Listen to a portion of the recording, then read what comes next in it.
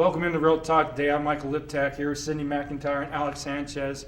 Charles Blow, a New York Times columnist, and you may have seen him on CNN discussing some of the hot racial topics surrounding Trayvon Martin, Michael Brown, to just name a few. His son, who is a third-year chemist student at Yale University, was walking back to his dorm room after studying in the library. A police officer stopped him because he fit the description of a robbery suspect, and it's causing some conversation.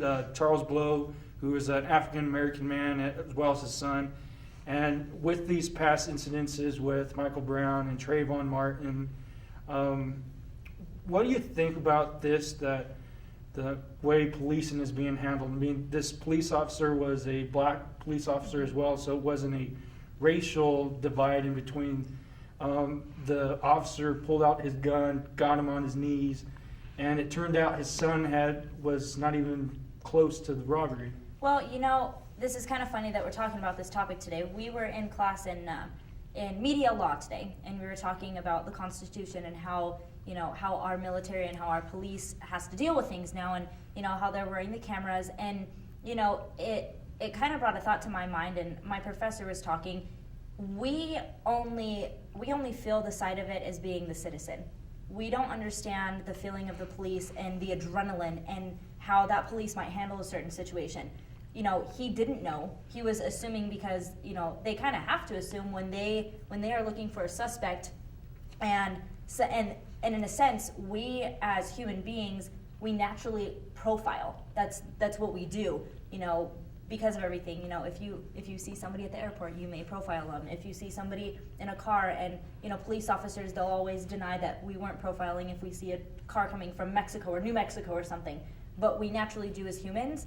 And so I think on our end of it, if I didn't see this perspective, I would totally disagree with how they handle things.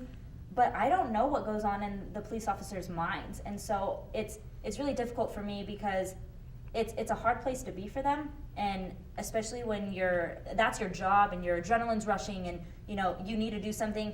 What if it was that person and he didn't stop, or he didn't make anything happen? What would we do then? Right, and like you said, it is their job, and I just don't know how one can go about that when you get a call, a black male about yay tall, all this stuff, and you see somebody like that, like I would have stopped him too. And just the fact that the police officer was also black, I don't understand what the big deal is about here. Profiling. Yeah, right. About profiling, and you can't even say that it was racism or anything. Yourself in this person's shoes. You look at Charles Blow, who's an African-American man.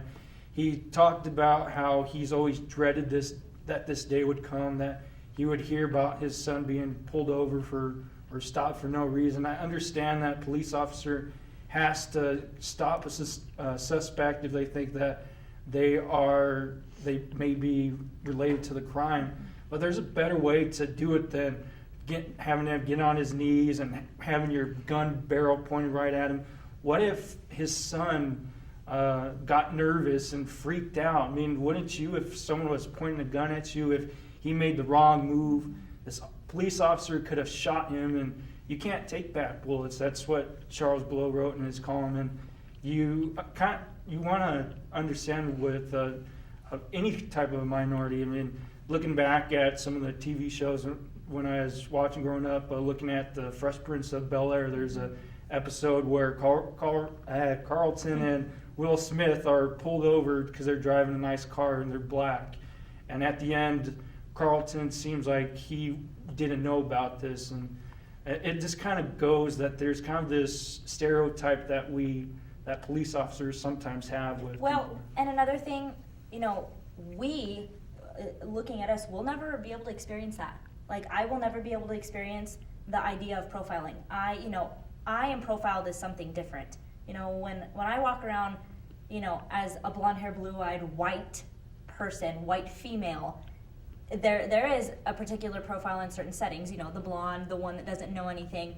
But that's the thing, like, we will never be able to understand or fathom what type of feeling that person feels, because there's people that walk through every day and it's set in their minds, and that's the same thing with the police officer.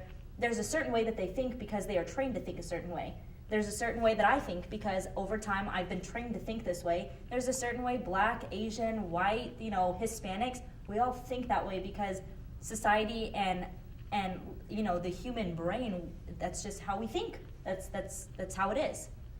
Do you think, though, going back to that, there's a problem with trying to, I think it's kind of programmed into some people's head. I think they see a lot of TV and movies, and it's always either some type of minority who's the bad guy, or he's from the Middle East. I think that kind of gives us some type of perception that's not even there. Oh, absolutely. We talk about it all the time. The media definitely, it is how we find our perception on things. If we didn't have televisions every day and we didn't have the internet, where do we get our news from? How are we able to talk about these stories? It's because of the media. It's because of how that portrays that, and then we have to do our part to research the things, So Right. definitely.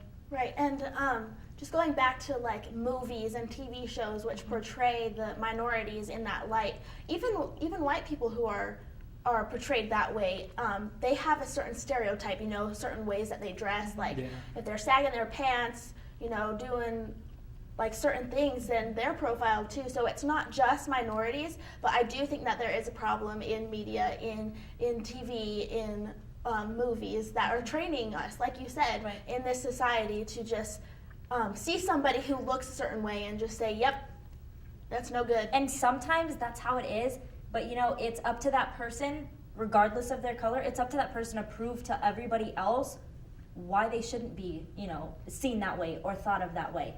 There's a lot of good and bad people in every race, and that's how it is, and that's how it will always be. Now, just kind of falling back on the Charles Blow incident in itself, going back to some people always question why is there such outrage, and most of the time you see it's from either it's a white person, and that what's really bothers me is, as you mentioned earlier, we will never understand what it's like to be profiled like they do. I mean, remembering what Barack Obama said during the Trayvon Martin case, he understands what it's like to be followed in the mall, to hear car door locked while he's walking down the side of the street. So whenever I see incidences like this, Michael Brown or Trayvon Martin, I always try to rationalize and try to take their point of view, whether from a minority of some sort, because they know what it's like and I don't. So I'm never going to say that someone's overreacting because they've had their experiences and most of them have been bad. So, Right. And if you'd like to join the conversation, follow us on our Facebook page. Let us know what you think about policing in general for minorities and profiling.